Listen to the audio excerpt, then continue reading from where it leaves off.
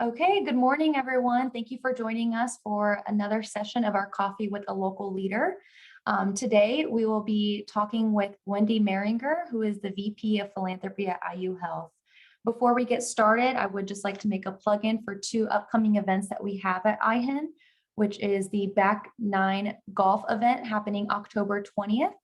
And we have a virtual program event happening November 10th, which is Leading Information Safety, Planning for Data Privacy and Security. I want to give a shout out to all of our sponsors, premium sponsors, platinum sponsors, and gold sponsors, because without them, it'd be very difficult to have our events in the community. So thank you to them.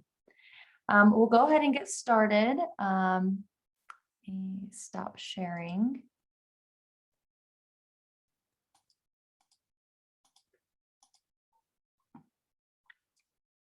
Okay, we're going to go ahead and start off.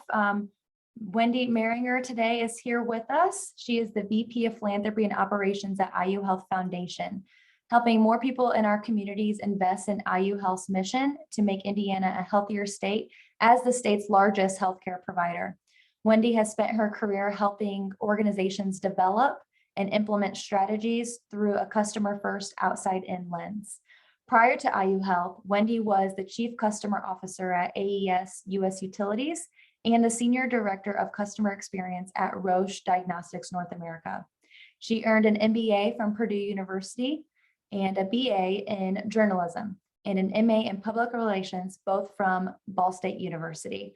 So let's welcome Wendy into our webinar series today. Thank you, Wendy, for your time and your willingness to share your experience with our audience today. Let's start off by telling us a little bit about yourself and your involvement with IHEN.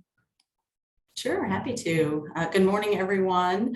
Would love to see your face if you want to come on video. If not, you do you, that's fine. But the more the merrier for the conversation. So yes, thanks for that introduction, Elena. I'm relatively new to IU Health. Joined back at Memorial Day, so a couple of months into role. So thrilled to be here, loving the work that we do. So yes, in terms of role, Elena kind of gave us that overview. I think in terms of how my kind of connection with IHEN and ACHE more broadly, for me that came. So she had referenced I have an MBA, fine. I had started the MHA back in the day, I don't know, late 20s, 30s, something like that. So that's how I came to know of ACHE. I had spent 10 years at Indiana Blood Center, where hospitals, we considered ourselves healthcare, of course, and hospitals were our customers. So I was very aware of, leadership across the health systems, in Indiana specifically. And so, starting the MHA thinking, okay, that will be my path. I'll eventually go provider side whenever I was done. Felt like I had done all of the good work at the blood center. So anyway, started the MHA, realized that wasn't for me. And so ended up just finishing the certificate, in the 5 core classes. But nonetheless, that's how I came to know ACHE and became aware of what does that mean, FACHE, when I see it on people's business cards, right, as we were meeting with healthcare leaders. So yeah, it was hey, this is what the who's who in this business and in this industry, this is their professional association. So I started kind of listening and paying attention in that space as well. So I ended up earning my fellowship, and maybe we'll talk about that here in a minute. But so my connection to IHEN at this point is on the career development committee. Not long after earning, that passing the test, as we all know well, right? Passing the test and earning the fellow designation. It was in one of the newsletters, and they were looking for folks to join the career development committee. And it was kind of like, oh gosh, I feel like they're talking to me. I just earned I feel like I need to raise my hand and contribute. So that's the committee I serve on now at IHEN. That's great and very helpful. I think a lot of the students in early careers kind of go through that battle of, do we go down the MBA route? Do we go down that MHA route? So it's nice to hear you kind of had that realization in your career line of which was going to be the best fit for yourself. Mm-hmm. Yes, would love to hear about, obtaining that fellowship, because you're right, it is a great distinction in the healthcare world. So tell us about that. Yeah. Yeah, for me, it was well, okay, I could do that. I think, right? I mean, other people do that. I'll figure it out. And so it just became a very kind of like, what are the requirements to even sit for the exam? And so I just kind of put that, oh, great, that'll be 3 years from now. But I need to make sure I'm participating. I need to build my volunteer. I mean, kind of jumping through the other hoops felt less intimidating. I attended Congress, for the first time, just like as soon as I joined and became a member. Loved that experience. I thought it was really great to, learn alongside leaders. Thought the content was great, but learning alongside leaders who were already in positions and in roles. Again, names and faces, folks that I recognized, being in Indiana, but at the Blood Center, we had, relationships across the region. And so seeing some of those same people that I would see in meetings and engage with there, also participating in Congress, for me was kind of the deal maker, if you will, like, all right, this is a space for me. And then, sitting for the exam was more of a, everyone else does this. I'm sure I can figure it out. I kind of treated it as a set, sign up, as soon as my 3 years were in and could register for the exam. I picked some date, 3-4 months out, and just said, all right, we're game on. And until then, in terms of making it happen. So I didn't do one of the, I know we offer study sessions, which I should be a proponent of, and I'm sure they're awesome and wonderful, and do that if that works for you. For me, it was the flashcards. There's an app, because there's an app for everything, kind of quizzing yourself. For me, it initially kind of pointed out the gaps of like, oh man, this whole section I feel pretty weak on, and then kind of, attacked it that way. I know the study sessions kind of go through each of the sections of the test, and again, incredibly valuable, I'm sure. But for me, it was more of a let's kind of see where I am on a base level or baseline, and then, look to fill in the gaps, was my approach. And it was intense and it was hard and whatever, but I passed on the first go. If I didn't, I would be the first one to say it took me 2, but fortunately, I got through it in the first try.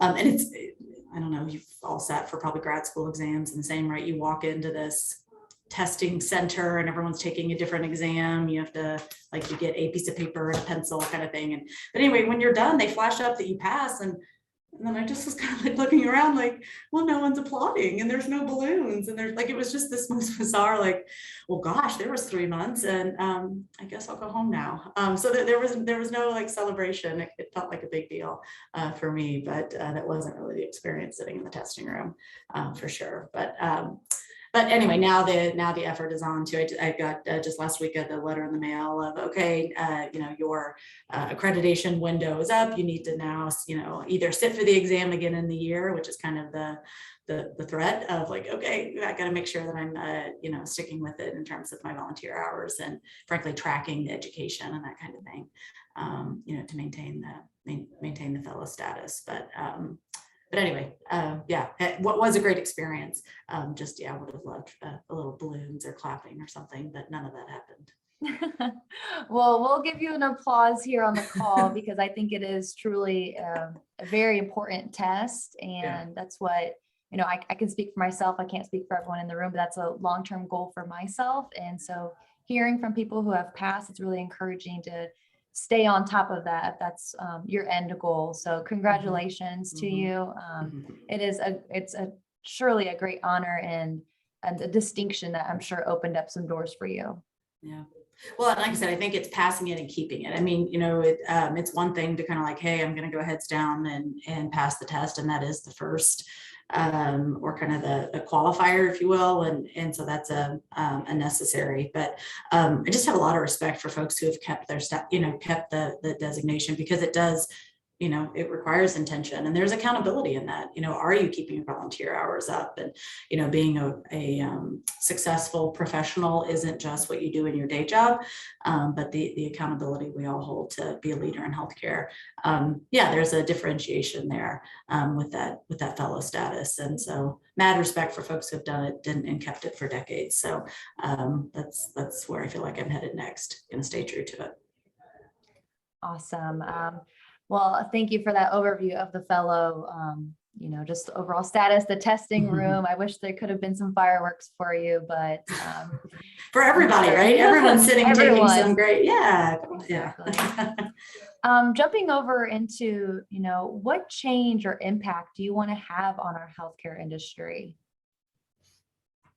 Yeah, so for me, working in healthcare, again, this is my first role, provider side, and at that, I'm in the, in the foundation at IU Health. For me, it's the effort to demystify what is healthcare. I mean, I think folks, all of us growing up, family life, all of that, it's medicine's hard, and you trust your doctors, and you trust, now, kind of modern era is you trust the clinicians, and it's not just the doctor, and the importance of nurses and PAs and, the full clinical care team.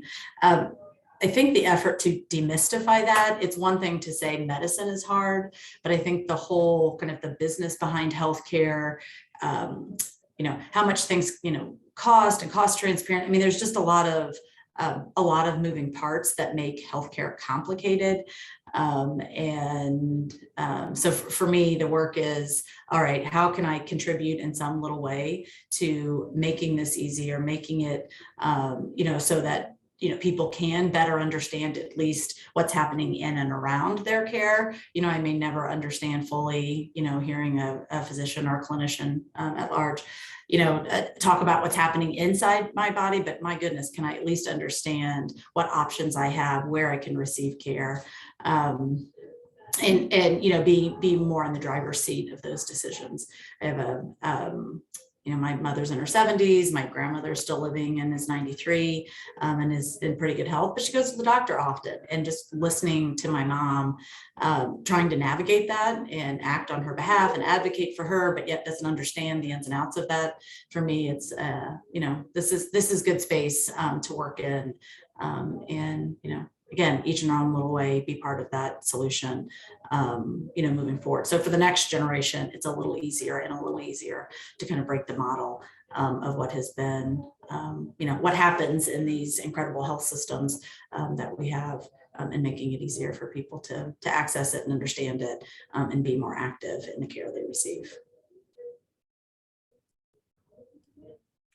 I think that sounds great. Do your work and let's make it happen.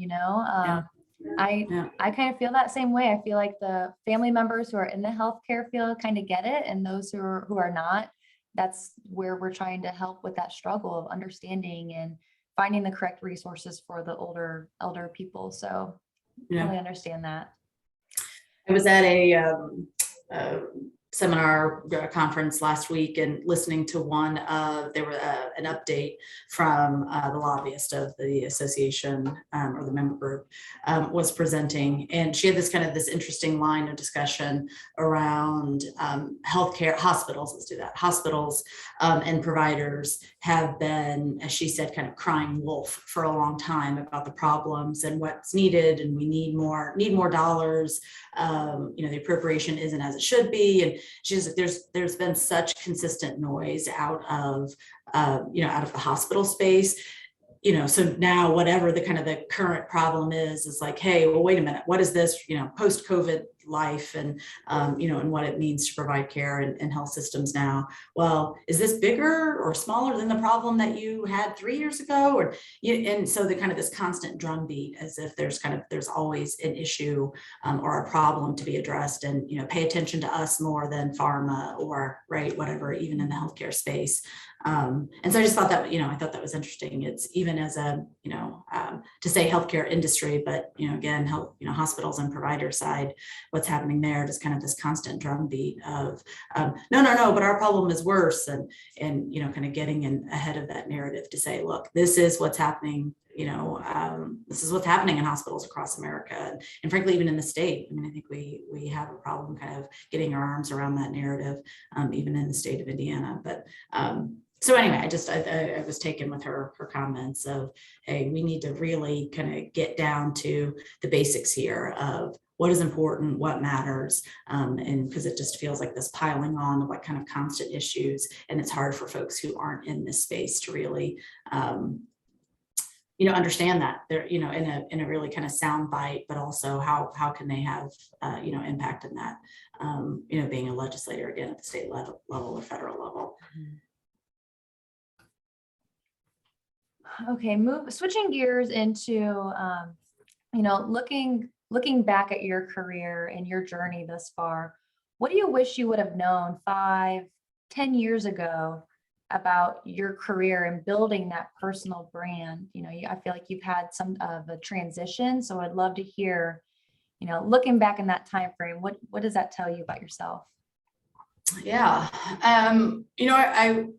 So I kind of look at it, I'm 20 years in, call it maybe a little more, but, looking back, those first 10 years really put me in a position. It felt like the first 10 years were the building blocks for the second 10, which sounds incredibly obvious, but it just, as I reflect back on it, the second 10 years were the difference making years for me, at least to this point, but none of that would have been possible without that, that first 10 years and out of the gate, and taking the time, being intentional about the decisions that I was making and the work that I wanted to do. Before I said I was 10 years at Indiana Blood Center. And before that, I was in marketing agencies, like an ad agency, one I would say was more marketing. I was in a true PR firm at one point. And, all of that were, yes, the learnings kind of from a professional, standpoint, the learnings that were happening there. But I didn't realize that all the while I was kind of honing this is what I enjoy doing. I made a couple of, I did 4 agencies in 8 years, something like that, 7 years, one of them twice. And all of that kind of that intentionality, you think it's like, hey, this is linear.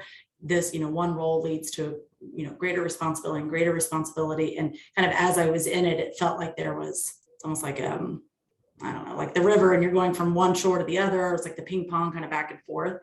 But in those first 10 years really was getting closer to the work that I wanted to be doing, and kind of the professional that I wanted to be. There's no like text, I don't know, maybe I thought there was a textbook version of what good looked like. And I was spending a lot of time paying attention, sitting in webinars like this, hearing other people talk about kind of their path. And it's like, oh, I need to do that. And okay, I need to do that. And then you end up with this whole, spreadsheet or notebook of like, oh, wait a minute, do I need to do all of this?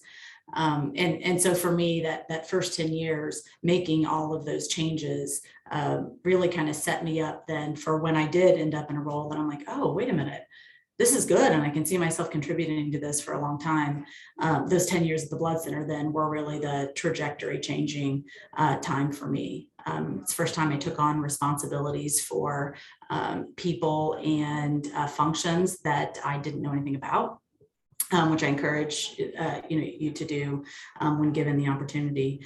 It's one thing to kind of come up in your vertical, and I came in to do hospital relations and hospital sales, after the agency time, and then eventually, left as the vice president of blood services, so I had accountability for the arm to arm, so all of the manufacturing and the phlebotomy, and that was incredible. What a great opportunity for me to learn, but also to trust others and to realize that my role as a leader was to help people be the best version of themselves. And it wasn't I can do your job, so now I'm going to be responsible for you and you and you and you, and here's my little world.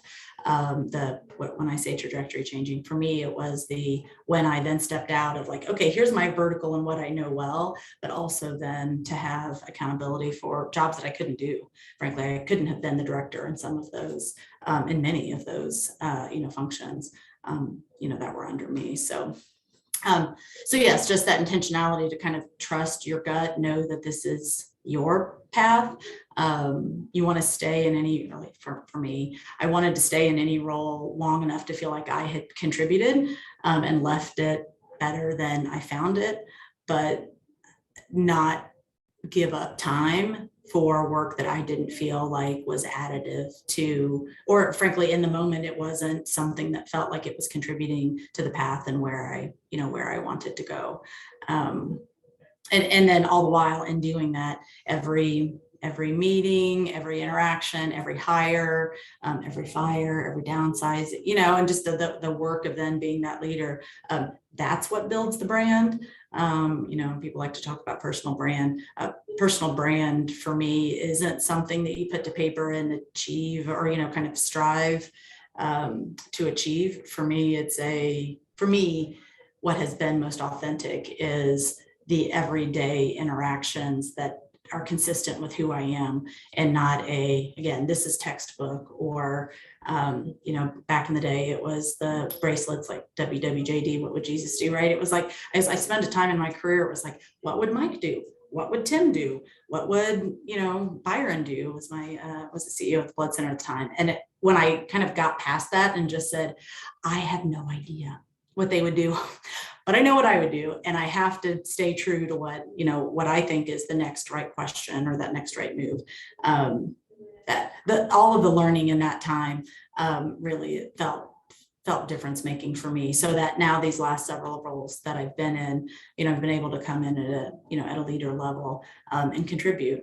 Again, not because I know well what the folks on my team are doing, but just kind of divorcing myself from that accountability of like, you rise in your vertical, but if that's all you ever stay focused on is that kind of day-to-day blocking and tackling, doing the work, you kind of get stuck, or at least I would imagine you get stuck. But my experience has been as I took more accountability and raised my hand for things that I didn't fully understand, and then work hard, and then show up like you mean it, and then say, I have no idea what Byron would do, but I better figure this out, and stay a little longer, work a little harder, ask, there was a lot of intentionality in that, but yeah, putting yourself in a space where you don't know the X's and O's, blocking, tackling, whatever that language is, of the day-to-day. Again, for me, it was difference making. I think one thing that really resonates with myself is when you mentioned, everyone's path is going to look different. So if you're just here listening to Wendy for the first time and you haven't taken the opportunity to listen into our other leaders, you're going to realize how different everyone's path is. And that's really encouraging, hearing that, the first position you get out of school isn't your last position. You have to take one position at a time and be able to build those skills, master the job that you're in now, so then you can use those skills for the next opportunity that will open up. So great advice, Wendy. Thank you for that. That was very helpful. I guess wrapping up into any advice to younger or early careerists, soon to be leaders, or specifically women leaders as yourself?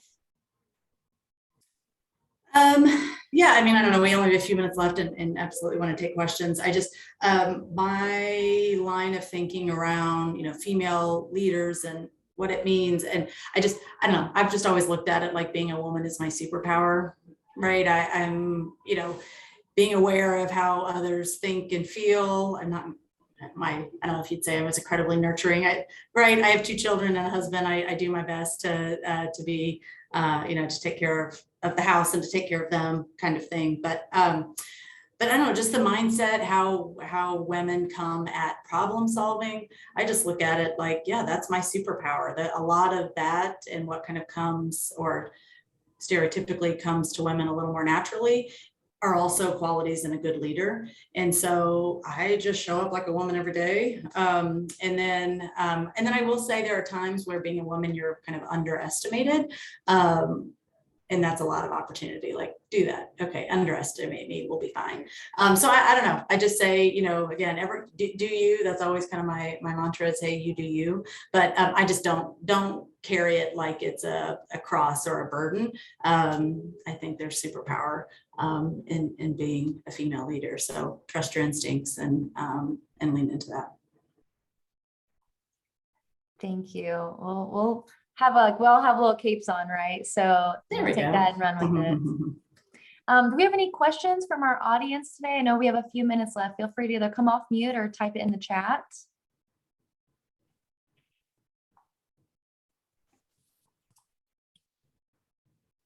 Wendy, Alan Biggs. I'm down in the South Central region, so I saw it pop up on my email, and I said, well, hey, I want to join this. And sorry I was a little late. I was having technical problems. I logged in under a different account. It was Eventbrite Not was liking very it. strict about how I came in, but thank you for sharing some of that. And not so much a question, just a thank you. I get asked sometimes to do the emerging leaders discussions as well. So I was hoping I could pick up some tips from you. So I really liked the what would somebody do? And somebody actually gave me a coffee mug. Says, you know, what would AB do? That's by Alan Biggs. And I was There you go. It's a great point though to say, well, you don't know, and I can't guess what someone else would do. I'll try to do the best that I can, you know, based on that. Although sometimes you feel like you have a leader or somebody on your shoulder saying, okay, I have an idea where they might want to go. So anyway, thank you. And it's nice to meet you. Yes, and you. Thanks, Alan. Thanks for coming off mute. I'll look for you next time I'm in South Central Region. That's very encouraging to know that, you know, not everyone always has it together, because I feel like sometimes, you know, as a young careerist, we think that those leaders, since they've, you know, made it, that they have everything together. They know everything there. And it's good to kind of take that breath back and, you know, you're human at the end of the day. It's okay to make mistakes, and not everyone, you know, a good leader is going to take accountability of everyone's ideas in the room. So it's nice to hear that.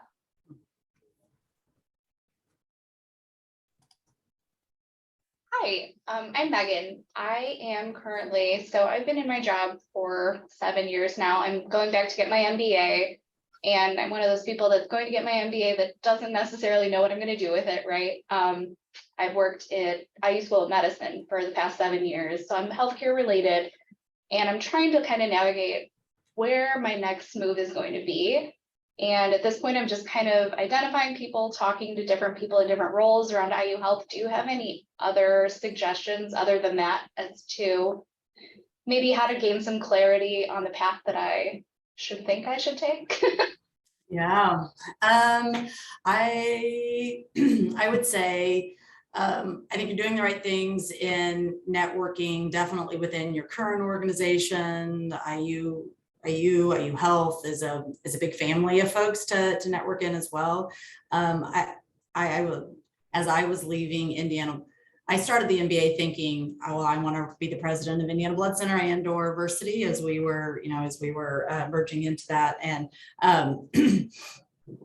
ins and outs and plus, and it's like, okay, that's no longer now what I want to do. And so as I was looking to leave, having spent probably 9 months, I think was how long the effort took. But anyway, the networking was incredibly important. It was my connection at Roche ended up coming from coffee conversation that was more personal.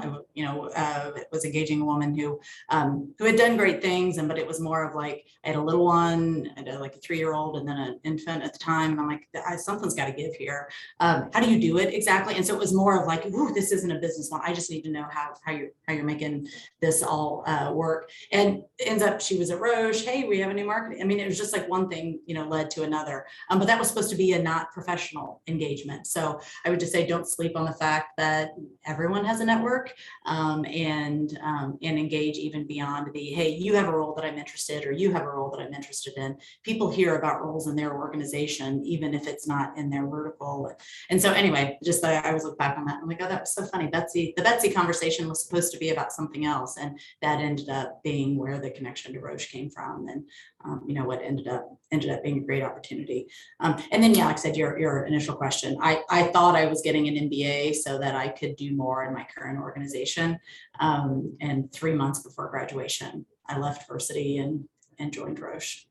Just the way it works. So, you think you have a plan, it feels good to have a plan. Just know that it's generally in this direction, but it's probably not going to work out that way anyway. But yeah, kind of keep putting credit in that bank, and something will hit for you. Thanks. Good luck. Yeah. Okay, well, we are at our time. Thank you so much, Wendy, for your time today and giving all the great advice, words of wisdom to our group today. This will be shared as well, and please reach out anyone on the call if you do have any questions about IHIN, or feel free to reach out to Wendy. LinkedIn is always a great resource, so I'll end it there. Thank you so much. Have a great rest of your day and great rest of your week.